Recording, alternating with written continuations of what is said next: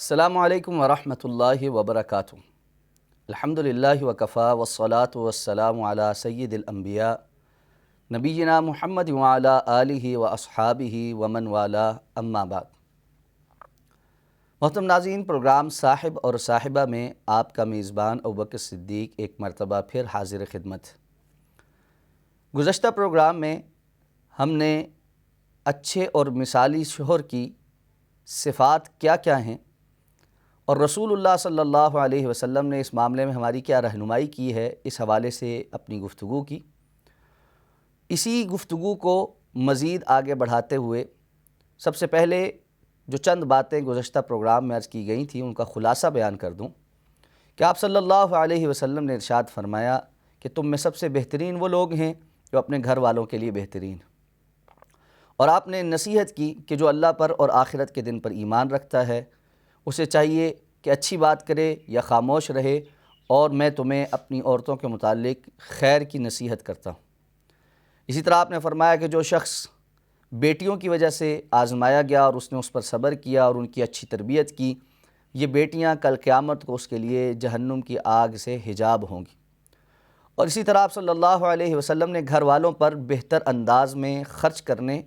اور اسے افضل ترین صدقہ ہونے اور سب سے زیادہ اجر و ثواب کا حامل ہونے کا بھی عندیہ دیا۔ اسی طرح آپ صلی اللہ علیہ وسلم بذات خود اپنے گھر والوں کے ساتھ گھر کے کاموں میں ہاتھ بھی بٹاتے تھے اور ان کی مدد بھی کیا کرتے تھے۔ ام المومنین حضرت عائشہ صدیقہ رضی اللہ تعالیٰ عنہ فرماتی ہیں کہ ام المومنین حضرت عائشہ صدیقہ رضی اللہ تعالیٰ عنہ سے جب سوال کیا گیا کہ رسول اللہ صلی اللہ علیہ وسلم جب گھر پر ہوتے تو اپنے گھر والوں کے ساتھ کس قسم کا رویہ رکھتے تھے، تو آپ رضی اللہ تعالیٰ عنہ نے فرمایا کان فی محنت اہلہ فاذا حضرت الصلاۃ قام الی الصلاۃ۔ آپ جب گھر پر ہوتے تو اپنے گھر والوں کے ساتھ کام کاج میں مصروف رہتے، اور جب نماز کا وقت ہو جاتا تو پھر آپ صلی اللہ علیہ وسلم نماز کے لیے اٹھ کھڑے ہوتے۔ اسی طرح دوسری احادیث میں ہے کہ آپ صلی اللہ علیہ وسلم بازار سے گھر کا سودا سلف خرید کر لاتے، اور اسی طرح اپنے جوتے کو خود مرمت کر لیا کرتے اور اپنے کپڑے وغیرہ پر خود پیوند لگا لیا کرتے۔ ناظرین محترم، یہاں پر رک کر ہمیں ایک بات کی طرف توجہ کرنی ہے۔ امام الانبیاء جناب محمد الرسول اللہ صلی اللہ علیہ وسلم سے زیادہ اللہ رب العزت کی مخلوق میں کوئی اور شان والا نہیں، نہ آپ جیسا کوئی تھا، نہ ہے، نہ ہوگا۔ اس کے باوجود آپ صلی اللہ علیہ وسلم اپنے گھر والوں کے ساتھ ایک بڑی نارمل لائف گزارتے ہیں۔ آپ جب گھر میں ہوتے ہیں تو ایسا محسوس نہیں ہوتا کہ گھر کے اندر کوئی ایسی شخصیت ہے جس کے رعب اور دبدبے میں ہر کسی کو خاموش رہنا ہے اور جس نے گھر کے اندر ہل کر پانی کا گلاس بھی نہیں پینا۔ آپ صلی اللہ علیہ وسلم اپنے گھر والوں کے ساتھ ہوتے تو ان کے ساتھ اچھے انداز میں گفتگو کرتے، حتیٰ کہ اپنے گھر والوں کے ساتھ خوش گفتاری کرتے اور ان کی تفریح طبع کا بھی خیال کرتے۔ صحیح احادیث میں ہمیں معلوم پڑتا ہے کہ رسول اللہ صلی اللہ علیہ وسلم ام المؤمنین حضرت عائشہ صدیقہ رضی اللہ تعالی عنہ کے ساتھ دوڑ بھی لگا لیا کرتے تھے، اور آپ کی شادی کے ابتدائی ایام میں جب ام المؤمنین حضرت عائشہ صدیقہ رضی اللہ تعالی عنہ کا جسم ہلکا تھا، ایک مرتبہ آپ نے ان کے ساتھ دوڑ لگائی اور جس میں حضرت عائشہ صدیقہ رضی اللہ تعالی عنہ آپ سے دوڑ میں جیت گئی۔ کچھ عرصے کے بعد جب حضرت عائشہ کا جسم کچھ بھاری ہو چکا تھا، ایک ایسا موقع دوبارہ آیا تو آپ کے ساتھ دوڑ میں رسول اللہ صلی اللہ علیہ وسلم نے انہیں مات دے دی، اور پھر آپ نے فرمایا ہذہ بتلک، آج کی یہ میری جیت اس کا بدلہ ہے جو پہلے تم جیت چکی ہو۔ یعنی یہ ازراہ مذاق اور افزائے تفنن آپ صلی اللہ علیہ وسلم نے ان کو خوشطبی کے لیے ایک بات ارشاد فرمائی۔ آپ جس وقت ایسا فرما رہے ہیں، مدینہ کی ریاست کے سردار بھی ہیں، حکمران بھی ہیں، امام الانبیاء بھی ہیں، تمام انسانیت کے محسن بھی ہیں، اور اس کے ساتھ ساتھ مدینہ کی ریاست کو شدید ترین خطرات بھی لاحق ہیں، چیلنجز بھی بہت زیادہ ہیں۔ جس قدر گھمبیر حالات کے اندر مدینہ کے ایام میں رسول اللہ صلی اللہ علیہ وسلم اپنے گھر والوں کے ساتھ بہترین اخلاق سے پیش آ رہے ہیں، اس کا عشر عشیر بھی اگر ہماری زندگی میں ہو تو ہماری مسکراہٹ غائب ہو جاتی ہے، اور اپنے گھر والوں کو بات کرنے کی بھی اجازت نہیں دیتے، اور اگر کوئی ہم سے کوئی بات کرنے لگے تو ہم ان کو فوراً ٹوک کر کہتے ہیں کہ آپ کو پتہ نہیں ہے کہ ہمارے حالات کس قسم کے چل رہے ہیں اور آپ کو یہ باتیں یاد آ رہی ہیں۔ رسول اللہ صلی اللہ علیہ وسلم کی سیرت طیبہ میں ہر چیز ایک بیلنسڈ اپروچ کے ساتھ ہے۔ آپ کام کے وقت کام کو اہمیت دیتے، اور جس طرح ام المومنین فرماتی ہیں کہ جب اذان ہو جاتی تو آپ نماز کے لیے اٹھ جاتے، تو اللہ رب العزت کا حق کی وقت آتا تو آپ باقی تمام مخلوق کے حقوق کو پیچھے چھوڑ کر اللہ کا حق ادا کرنے کے لیے اٹھ کھڑے ہوتے ہیں۔ اور اسی طرح جو وقت آپ کے گھر پر دینے کا تھا، آپ اسے گھر پر پوری توجہ کے ساتھ دیتے اور اپنے گھر والوں کا ہاتھ بٹاتے۔ گھر پر گھر والوں کا ہاتھ بٹانا، ان کی مدد کرنا، روزمرہ کے ضروری کام کر لینا اور اپنی ضروریات کی چیزوں کو اپنے ہاتھوں سے مکمل کر لینا، یہ مرد کی شان کے خلاف نہیں بلکہ رسول اللہ صلی اللہ علیہ وسلم کی سیرت کے مطابق اور سیرت کی روشنی میں مرد کی شان کے مطابق ہے۔ اس لیے ہمیں بھی سیرت کے اس سبق کو سیکھنا چاہیے اور اس کے حوالے سے اپنے لیے رسول اللہ صلی اللہ علیہ وسلم کی زندگی کو مشعل راہ بنانا چاہیے۔ مثالی شوہر کے لیے جو صفت انتہائی اہمیت کی حامل ہے، اس میں اپنی بیوی کی خصوصیات کا اعتراف کرتے ہوئے اس کی قدردانی کرنا بھی ہے۔ رسول اللہ صلی اللہ علیہ وسلم مختلف مواقع پر صحابہ کرام کے سامنے اپنی ازواج کے حوالے سے ان کی صفات کا تذکرہ کرتے اور ان کی قدردانی بھی کرتے۔ حضرت خدیجہ رضی اللہ تعالی عنہ اسلام کی وہ عظیم خاتون ہیں جو جنت کی سردار خواتین میں بھی ہیں، اور جنہوں نے رسول اللہ صلی اللہ علیہ وسلم کے ساتھ اپنی ساری زندگی نبھایا ہے اور اپنی جان اور اپنا مال اور اپنی ہر چیز رسول اللہ صلی اللہ علیہ وسلم پر نچھاور کی۔ اللہ کے رسول صلی اللہ علیہ وسلم حضرت خدیجہ رضی اللہ تعالی عنہ کے ان احسانات کو ہمیشہ یاد رکھا کرتے۔ ام المومنین حضرت عائشہ صدیقہ رضی اللہ تعالی عنہ فرماتی ہیں کہ آپ حضرت خدیجہ کا ہمارے سامنے تذکرہ کرتے، تو ایک مرتبہ ہم میں سے کسی نے آپ کو کہا کہ اللہ کے رسول صلی اللہ علیہ وسلم، ہم آپ کی نوجوان بیویاں آپ کے پاس موجود ہیں اور ہر طرح سے آپ کی خدمت بھی کرتی ہیں اور آپ کی مطیع اور فرما بردار بھی ہیں، اس کے باوجود آپ ام المومنین حضرت خدیجہ رضی اللہ تعالی عنہ کو یاد کرتے ہیں۔ اس کا مطلب یہ ہے کہ شاید ہم آپ کے ساتھ اس طرح سے پیش نہیں آ پاتی جس طرح سے وہ پیش آئیں۔ آپ صلی اللہ علیہ وسلم فرمایا ایسی بات نہیں ہے، لیکن ام المومنین حضرت خدیجہ رضی اللہ تعالی عنہ کا اس وقت کا کردار ایسا تھا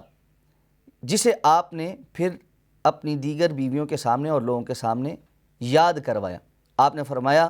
خدیجہ وہ تھیں جب لوگوں نے مجھ سے منہ موڑ لیا، اس وقت انہوں نے مجھے سہارا دیا۔ جب لوگوں نے مجھ سے اپنی مال کو روکا، انہوں نے مجھ پر خرچ کیا۔ جب لوگوں نے مجھے جھٹلایا، انہوں نے میری تصدیق کی۔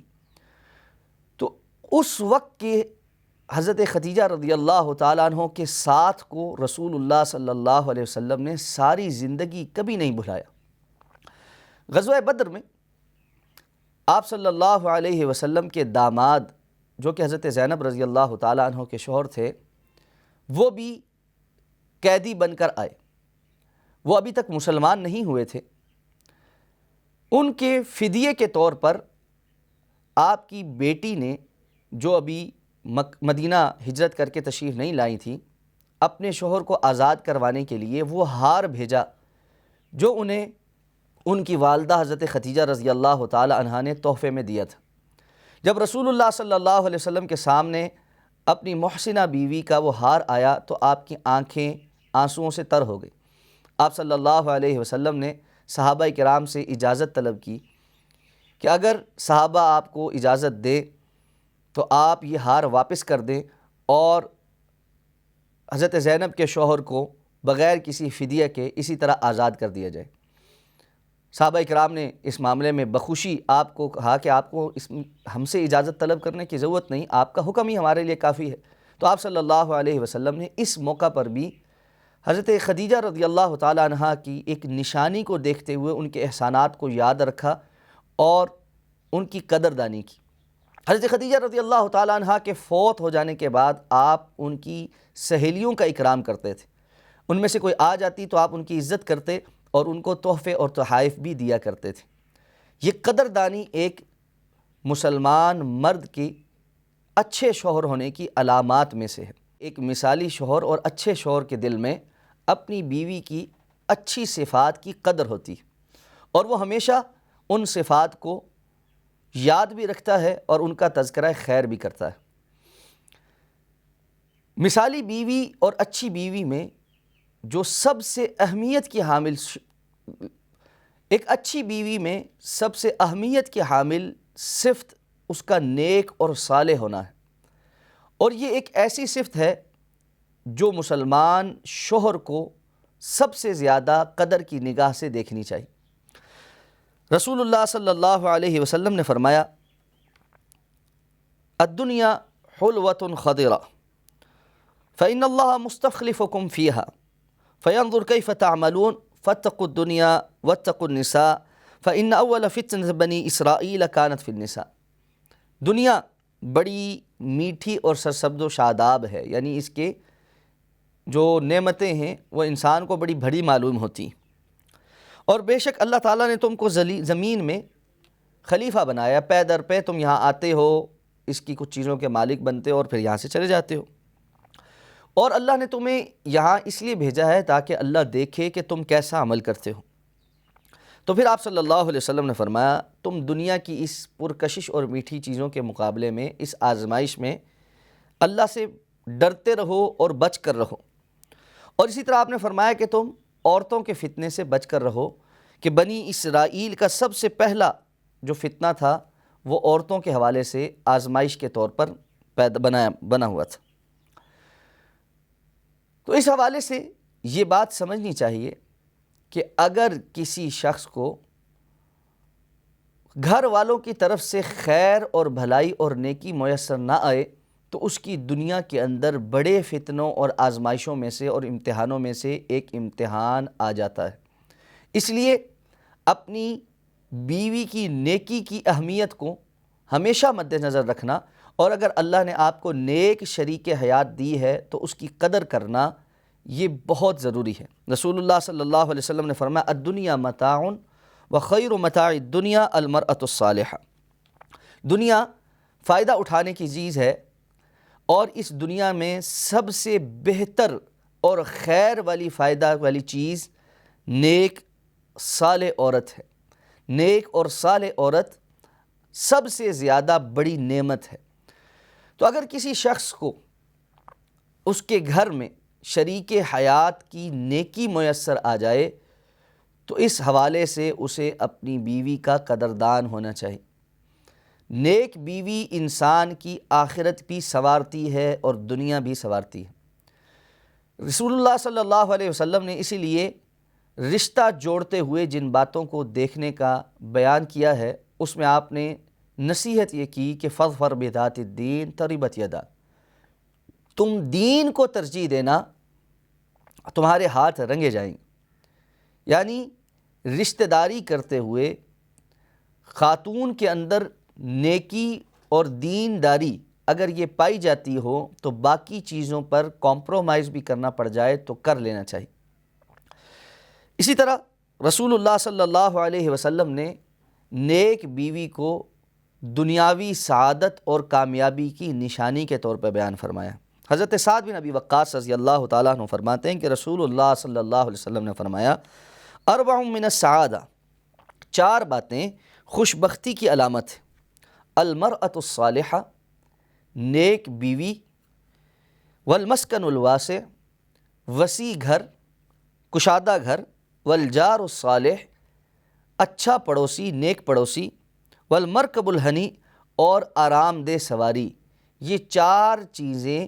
یا ان میں سے کچھ اگر انسان کو میسر ہیں تو وہ انسان خوش بخت انسان ہے، اچھی قسمت والا ہے۔ اور اس طرح آپ صلی اللہ علیہ وسلم نے فرمایا وَأَرْبَعٌ مِّنَ الشِّقَاءِ، اور چار باتیں بدبختی کی علامت میں سے ہیں، بدقسمتی کی علامت میں سے ہیں۔ کوئی شخص بدبخت ہے تو اس کو یہ چار باتیں حاصل ہوں گی یا اس کے لاحق ہوں گی۔ سب سے پہلے آپ نے فرمایا المرأۃ السوء، بری بیوی یا گناہگار بیوی جو مختلف معاملات میں اللہ کی نافرمان ہے۔ اگر کسی کے عقد میں ایسی بیوی آ گئی ہے جو اللہ کی نافرمان ہے تو یہ بدبختی کی علامت ہے۔ اس لیے آپ نے فرمایا والجار السوء، برا پڑوسی بھی بدبختی کی علامات میں سے ہے۔ اور اسی طرح آپ نے فرمایا المرکب السوء، بری سواری جو انسان کے لیے آرام کے بجائے تکلیف کا سبب بنے، وہ بھی بدبختی کی علامت ہے۔ اور پھر آپ نے چوتھی بات فرمائی والمسکن الضیق، تنگ گھر، ایسی رہائش جو کشادہ نہ ہو، انسان کے لیے تکلیف کا سبب بنتی ہو، یہ بھی بدبختی کی علامت۔ تو انسان کی دنیا کے اندر خوش بختی کی بھی علامات ہیں اور بدبختی کی بھی علامات ہیں۔ خوش بختی اور بدبختی میں سب سے پہلی بات آپ صلی اللہ علیہ وسلم نے نیک یا بری بیوی کو گردانا ہے۔ تو اگر دنیا کی زندگی میں نیک ساتھ نصیب ہو گیا ہے تو انسان کو اس صفت کی قدر کرنی چاہیے۔ رسول اللہ صلی اللہ علیہ وسلم کی ابھی ہم نے اس حوالے سے سیرت پر روشنی ڈالی کہ آپ صلی اللہ علیہ وسلم اپنی ازواج کی نیکی کی قدر کیا کرتے تھے۔ آپ صلی اللہ علیہ وسلم نے ام المؤمنین حضرت خدیجہ رضی اللہ تعالی عنہا کی اس صفت کو بار بار دوسروں کے سامنے بیان کیا کہ وہ تب ایمان لے کر آئیں جب لوگوں نے مجھے جھٹلایا۔ ان کا یہ ایمان لانا، آپ کے ساتھ دین کے لیے خرچ کرنا، اس نیکی کو آپ صلی اللہ علیہ وسلم نے ساری زندگی قدر کی نگاہ سے دیکھا۔ بہت سے لوگ ہمارے معاشرے میں اس حوالے سے بھی تذبذب کا شکار ہیں۔ وہ چاہتے تو یہ ہیں کہ ان کے گھروں کے اندر خیر اور برکتیں نازل ہوں اور ان کو ایسی موت نصیب ہو جائے کہ وہ جا کر مدینہ طیبہ میں دفن ہو سکیں، لیکن زندگی ساری کی ساری وہ ہالی ووڈ اور بالی ووڈ جیسی گزارنی چاہتے ہیں۔ یہ متضاد چیزیں کبھی انسان کے لیے خیر کو جمع نہیں کر سکتی۔ اگر ہم اللہ اور اللہ کے رسول صلی اللہ علیہ وسلم کے دین کے مطابق زندگی گزارنا چاہتے ہیں تو ہمیں دین والوں کی قدر کرنی ہوگی۔ کتنی ہی خواتین اسلام کے مطابق زندگی گزارنا چاہتی ہیں، اچھی مسلمان بننا چاہتی ہیں، پردہ اور اس سے متعلقہ احکامات پر عمل کرنا چاہتی ہیں، لیکن شوہر اور سسرال والوں کی جانب سے اتنی مخالفت کی جاتی ہے اور اسے دقیانوسی سمجھا جاتا ہے اور یہ سمجھا جاتا ہے کہ اگر خاتون پردہ دار ہوگی تو ہم معاشرے میں اپنی سوسائٹی میں فخر کے ساتھ موو نہیں کر سکیں گے۔ اس قسم کی ساری باتیں جہالت کی باتیں ہیں۔ یاد رکھیے، ایک اچھا شوہر وہ ہے جو اپنے گھر والوں کی خیر کی باتوں کی قدر کرنے والا اور ان کے ساتھ بہتر سے بہتر رویہ رکھنے والا ہو۔ رسول اللہ صلی اللہ علیہ وسلم کا فرمان مبارک ہے، آپ نے فرمایا ان فی مال الرجل فتنۃ وفی زوجتہ فتنۃ وولدہ، انسان کے مال میں بھی اس کے لیے آزمائش ہے، اس کی بیوی میں بھی اس کے لیے آزمائش ہے اور اس کی اولاد اور بیٹے میں بھی اس کے لیے آزمائش ہے۔ یعنی یہ تینوں چیزیں انسان کا امتحان بھی بن جاتی ہیں۔ اگر یہ مال حرام رستے سے آنا شروع ہو جائے، بیوی سرکش ہو جائے اور حرام کاموں پر چلنا شروع ہو جائے اور بیٹا نافرمان ہو کر انسان کو حرام چیزیں کرنے پر مجبور کر دے تو یہ اس کے لیے سخت ترین عذاب اور امتحان بن جاتا ہے۔ اور یہی تین چیزیں حلال اور بہتر ذرائع سے اور نیکی کے رستوں پر لے جانا شروع ہو جائیں تو انسان امتحان میں سرخرو ہو جاتا ہے۔ ایسے میں اگر اللہ تعالیٰ نے ایسی شریک حیات عطا فرمائی ہے جو آپ کی نیکی پر خوش ہوتی ہے، خود بھی نیکی کرتی ہے اور آپ کو بھی نیکی کے رستے پر لے جانا چاہتی ہے، خود بھی اللہ کی مطیع اور فرما بردار ہے اور آپ کو بھی اللہ کا مطیع اور فرما بردار دیکھنا چاہتی ہے، تو یہ ایک عظیم ترین نعمت ہے اور خوشبختی کی علامات میں سے ہے جو اللہ نے آپ کو عطا فرمائی ہے۔ اس نعمت کی قدر کیجئے اور اللہ رب العزت کا شکر ادا کیجئے کہ اللہ تعالیٰ نے آپ کو اس معاملے میں امتحان میں نہیں ڈالا ہے۔ ناظرین محترم، آج کے پروگرام کا وقت ختم ہوا چاہتا ہے۔ اپنے میزبان کو آئندہ پروگرام تک کے لیے اجازت دیجیے۔ السلام علیکم ورحمۃ اللہ وبرکاتہ۔